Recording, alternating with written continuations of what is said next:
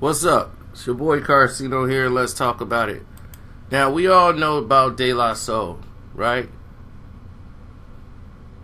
Djvlad is one of me, myself, and I, and everything else. Djvlad is dead. Djvlad was the group of all groups to be different. They were the most different group.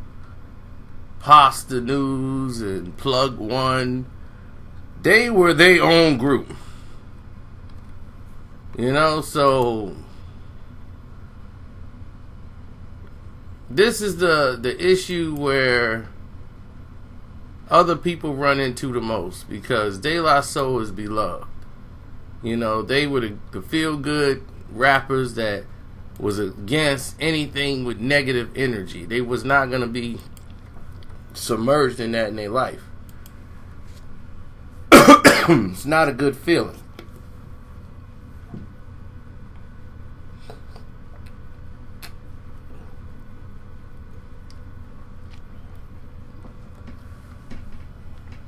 So for them, positivity is what got them over. Now, as great as they were as artists, when it came down to handling the business, they were locked into a contract that they could never get out of with their older music. Now, their newer music, yes, they can get out of it.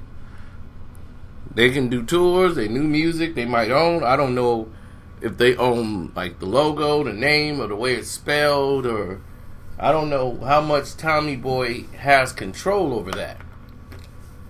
But for their older materials, this is what you rappers got to understand. Contracts mean something. And if you don't read that fine print, your lawyer don't explain to you what this means, and you're just looking at the money up front and you just care about the artistry, in the end, you could get screwed. Now, there's probably a clause in that contract that said after such a period of time, ownership would go or dwindle down to, if certain things aren't paid back or this, that he will recoup a certain percentage, a much higher percent, to pay back what you didn't obligate in your contract. These are certain type of provisions that are added to contracts, and for Tommy Boy to end up with 90% of the revenue from the streaming, and Djvlad would only get 10, is borderline criminal. But it happens. You know, they don't own it. They thought they were out their deal with Tommy Boy, which is, yeah, you're out your deal. But for the material that we own your first 3 albums. We own those. We had a contract, and in the contract, I'm quite sure it says, Tommy Boy owns it.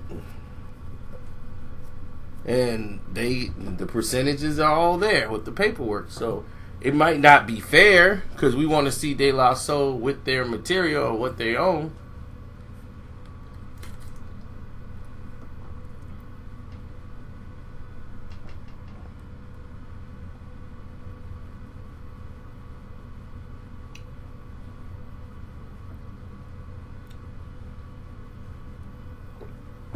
You know, we would love to see them with their material they own. But the realization is that they don't own it. Tommy Boy owns it. What else is realization?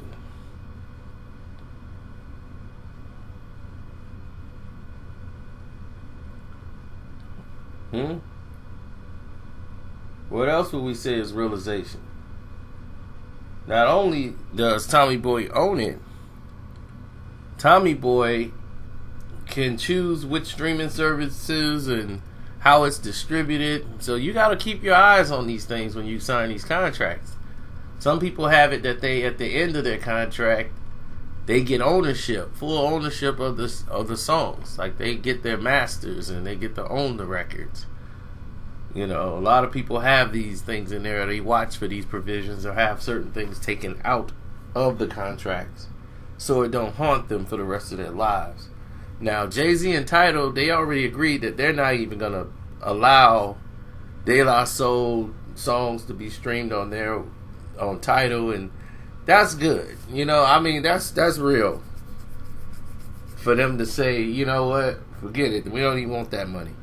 We're not going to let Tommy Boy do this to y'all.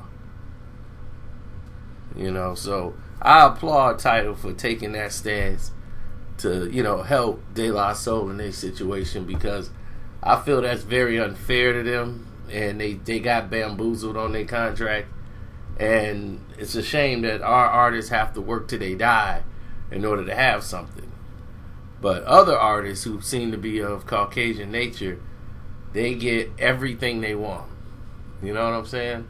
Like, they get all of these different, you know, platforms. They get all these different, you know, things that happen for them. You know, Britney's album ain't selling, she gets Vegas. You know what I'm saying? It's like, wow, real? For real? Is that what we doing now? Okay.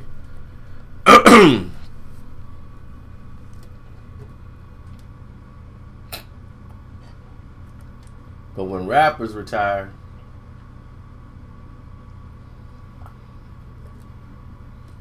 ain't nothing, no Vegas for them.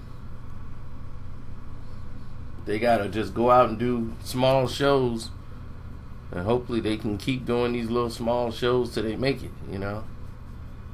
It is what it is. You know, like, it hurts to see Method Man have to do that drop the mic show. You know, to me, that's an insult. That show there is just totally disrespectful to the craft. You know, this is not like lip sync battle. You know, this is just disrespecting battle rap, period. And just letting the corniest people in the world come up there and basically make money off of our hard-earned sweat and tears, and people put everything into a battle. You know, it's a serious thing, and they can't get a platform on a television show with sponsorships to put their energy and their talent in what they doing, but yet you want to copy what they do and put these, you know, B-rated actors or whatever on there and use Method Man to sell his credibility. And I mean, Meth doing it for the bag right now. You know, he got kids and wife to feed and bills like everybody else. So, you know, I don't blame him, but I blame him. You know, that's the one you got to walk away from. You know, that's the one you do for the culture. That's the one you got to say, nah, I can't take that bag. Not this.